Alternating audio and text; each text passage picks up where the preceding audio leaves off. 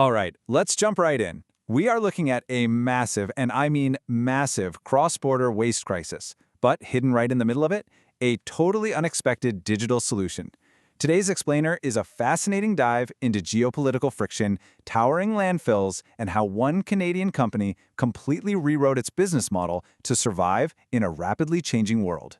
Real quick, here's our roadmap for today. 1. The fragile waste corridor. 2. Tariffs and capacity cliffs. 3. The Sentient Bridge. 4. Edge AI on Pixel 11. 5. Digital Refinery UI/UX workflow. And finally, 6. The data is the product. Let's get to it. Section 1.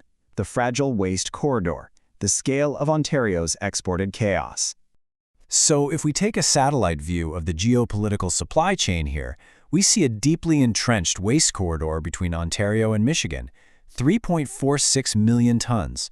That is the staggering amount of municipal solid waste shipped from Ontario straight to U.S. landfills in Michigan every single year. Just try to picture that. A continuous, daily convoy of loaded semi-trucks rolling out of the Greater Toronto Area directly into the Detroit metro area. It's a logistical mammoth. To put that into perspective, Ontario's exported waste makes up over 14% of all waste disposed of in Michigan. That single cross-border export stream, it's literally the load-bearing wall of Ontario's entire sanitation system. Section 2. Tariffs and capacity cliffs. When the border closes. Now here is where the political weather directly threatens that massive flow.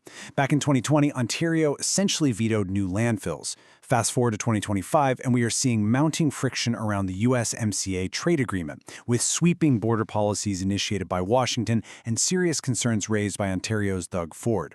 By August 2026, a Section 338 50% tariff takes effect. This overrides free trade protections entirely, regardless of your origin paperwork. For Ontario officials, closing this border means local landfills will be completely exhausted by 2034. We're talking about an imminent capacity cliff.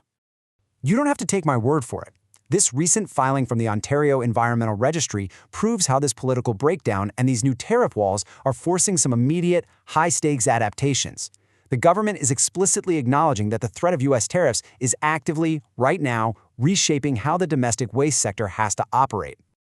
Section 3. The Sentient Bridge. Turning waste into a carbon asset. Faced with this impending crisis, a company called 905 Wood realized something absolutely crucial. You can't just move wood faster in a trade war. You have to completely change what the material actually is. To bypass these tariffs and capacity cliffs, you need a different currency. And in the circular bioeconomy, that currency is DMRV. You have to generate unforgeable digital data that proves exactly what is in the dumpster, where it came from, and how pure it is. You need data that satisfies the strict requirements of high-purity biocarbon markets like Puro Earth. Think of 905 Wood's digital refinery as a sentient bridge. It connects two entirely different worlds, converting worthless, contaminated debris into a premium, verified asset. On one side, you've got chaotic construction waste. It's weathered, it's mixed, it has zero provenance. But on the other side, by attaching machine-verified truth to the load, it transforms into a high-purity, cryptographically attested biocarbon feedstock. Chaos in, purity out. Moving on to Section 4. Edge AI on Pixel 11, minting proof at the edge. How do they actually pull this off? This translation happens in real time, right at the literal dumpster. By operationalizing the Google Pixel 11 Pro and a light RT AI stack running on Android 17, the chaotic physical world is captured and characterized instantly. The system achieves edge classification in under half a second, less than half a second. It permanently locks in cryptographic provenance tracking before the truck even drives away. Section 5. Digital Refinery UI/UX workflow. The 6-layer document wallet. Now you might be wondering, how does that raw edge data actually become a usable business asset? Well, it moves through a very strict 5-step UI/UX pipeline in the digital refinery application. A raw request for quote automatically generates a USMCA certificate of origin. From there, it hits a verification gate that attaches the Edge AI record, clears regional compliance, and then packages the whole shebang into an audit-grade PDF dossier. Here is the kicker. The end user, whether that's a customs broker, an auditor, a carbon verifier, or an investor, they never even log into the app. They simply consume the 6-layer document wallet it produces. The real job of the digital refinery is just translation. It takes machine-grade data captured at the edge and renders it into the one format every institution on Earth still requires: a signed audit-grade document. Section 6. The data is the product. The wood is just customer acquisition. Everything we've discussed today leads to one massive realization.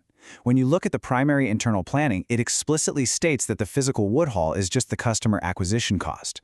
By operationalizing this tech stack, 905 Wood's value shifts entirely to the DMRV provenance data cut. The wood isn't the primary product anymore. The data is. The physical dumpsters basically act as a Trojan horse, delivering a highly profitable SaaS model that bypasses trade wars entirely. Think about the contrast here. Hauling wood? That's a squeezed, low-margin commodity being actively penalized by tariffs. But the provenance data? That is a high-margin software asset with zero marginal cost. It's a completely different game. This single cryptographic record serves multiple masters, clearing USMCA tariff walls and minting carbon credits simultaneously. From just one physical pickup, the software can generate a Puro.Earth royalty, plug into a Scope 3 API, issue a client scorecard, and output a USMCA certificate of origin. This software-as-a-service approach is exactly what secures Ontario's industrial leadership in the global circular bioeconomy. It's a brilliantly executed pivot. It's a fascinating shift, right? Leaving us with one pretty massive question to chew on. If you can turn a cross-border waste crisis into a high-margin data asset just by changing how you observe the material, what other physical supply chains are sitting out there right now just waiting to be digitized?